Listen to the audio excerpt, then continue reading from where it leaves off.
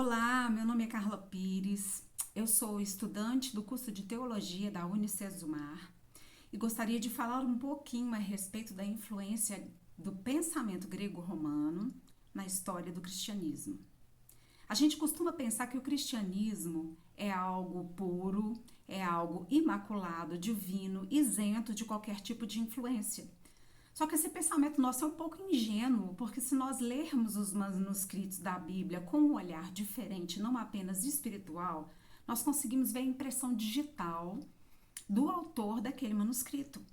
Por exemplo, as cartas de Paulo, de João, de Lucas diferem muito entre si, né? Os evangelhos de Lucas, o evangelho de João, diferem muito entre si porque deixam a impressão digital daquele que escreveu.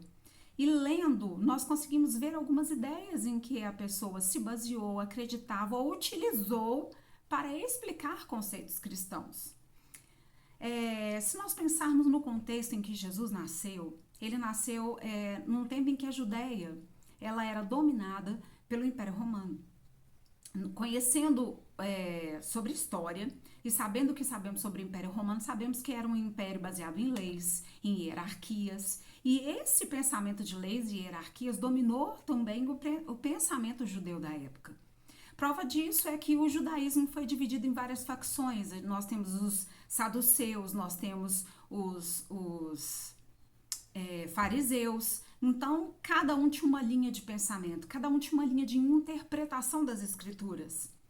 E esses grupos começaram a brigar entre si e começaram também a estabelecer hierarquias e se aproximarem politicamente dos romanos para aumentar a influência dele dentro do povo judeu. Os fariseus são mais conhecidos por estarem próximos dos dominadores romanos, tanto que o julgamento de Jesus foi provocado justamente por eles.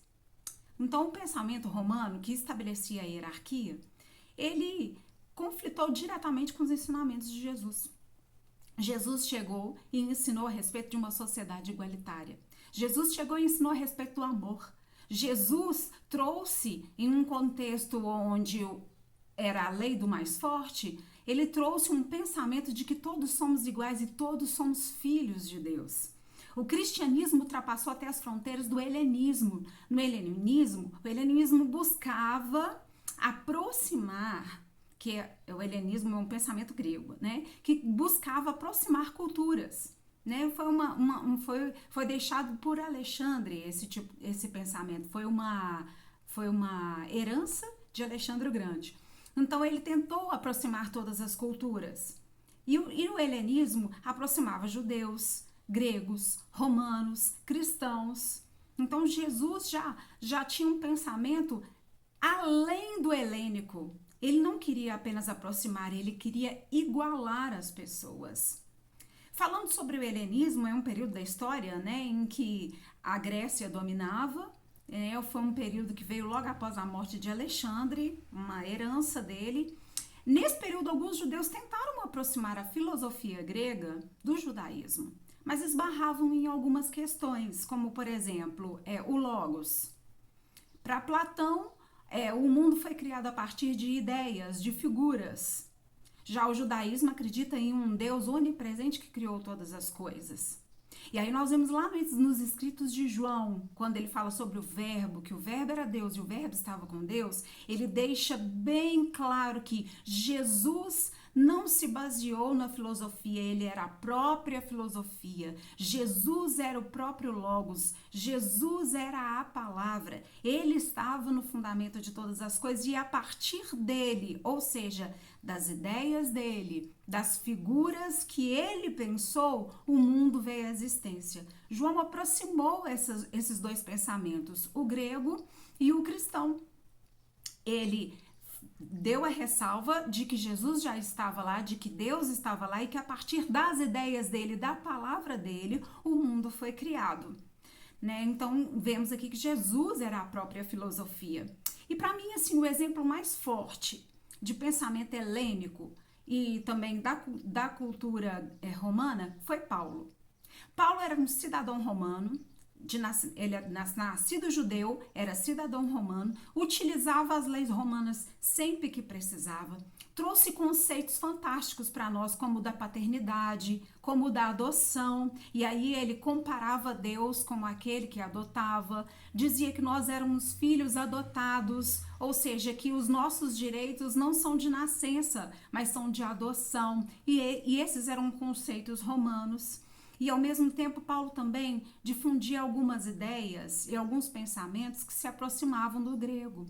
Eu queria deixar aqui a sugestão de um filme que se chama Paulo Apóstolo de Cristo. Depois que eu vi esse filme, a minha cabeça fez um boom. Porque antes eu lia as cartas de Paulo como se Paulo tivesse simplesmente narrado ou ditado as suas ideias, a teologia que ele nos passa, para Lucas, e Lucas ficava lá simplesmente anotando. Depois que eu vi esse filme, eu lembrei dos escritos de Platão, de como Platão narrava as ideias e levava a pessoa, os ouvintes, a raciocinar junto com ele. Ele soltava perguntas e fazia com que a pessoa criasse a filosofia junto com ele, que a pessoa pensasse junto com ele. E nesse filme Paulo, Apóstolo de Cristo, em todo o tempo nós vemos diálogos de Paulo com Lucas. Nós vemos diálogos de Paulo com o carcereiro, nós vemos diálogos de Paulo com o prefeito da prisão. Paulo não nesse filme, né? Paulo não passava os ensinamentos que ele tinha, as ideias que ele tinha, a teologia que ele criou, ele não passava simplesmente ditando para as pessoas, narrando para as pessoas, ele levava as pessoas a raciocinar e a sentir junto com ele. Isso é um pensamento grego, né? Nos faz lembrar muito os escritos de Platão. Então, nós não podemos pensar no cristianismo como uma teologia, uma cultura, um pensamento à margem da história. Nós temos que inserir ele na história, ver todo o contexto em que ele foi criado e conseguir identificar as influências. Porém, o cristianismo, as bases dele em Deus continuam as mesmas. A forma de se escrever, a forma de explicar os conceitos cristãos pode usar influências gregas e romanas, porém as bases permanecem inabaláveis. Espero que vocês tenham gostado, que tenha trazido uma reflexão a respeito disso. Fiquem com Deus, até o próximo.